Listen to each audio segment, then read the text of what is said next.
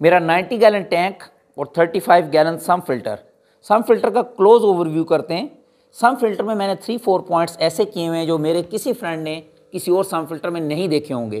तो स्टार्ट करते हैं।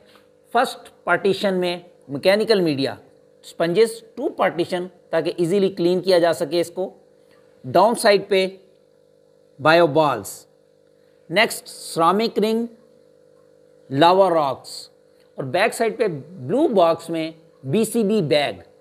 फर्स्ट पार्टीशन और सेकंड पार्टीशन के दरमियान में ये यू टाइप साइफन बनाया हुआ है और ऊपर एनआरवी लगा हुआ है। ये किसी फ्रेंड ने किसी संप में नहीं देखा होगा, ये सिर्फ मैंने यहाँ पे बनाया हुआ है, न्यू डिज़ाइन। इसकी वजह से 45 डेज़ के बाद ये स्पंजेस चोक होते हैं और मैं उनको चेंज करता हूँ या क्लीन करता हूँ।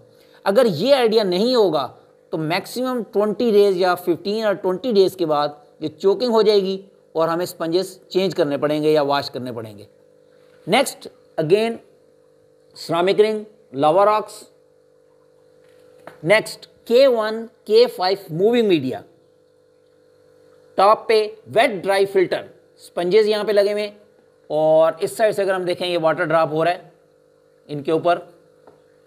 लास्ट पार्टीशन में activated carbon, 1 cup activated carbon इस 90 गैलन टैंक और 35 गैलन सम्प के लिए इसके अंदर मैंने रखी हुई है ताकि स्मेल ना आए। और इधर JDP 6000 DC variable speed pump जो रिटर्न वाटर टैंक में डाल रहा है। इस सम्प में जो मॉडिफिकेशन किए हैं, जो स्टेप्स हैं, इनकी वीडियोस ऑलरेडी मैंने अपने चैनल के ऊपर अपलोड की हुई हैं, वहाँ से डिटेल देखी जा सकती है।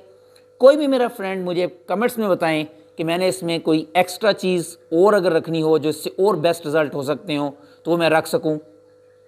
और अगर मैंने कोई चीज़ रॉन्ग की है तो उससे भी कमेंट्स में बताएं ताकि मैं उसको करेक्ट कर सकूं। Thanks for watching, take care, bye bye.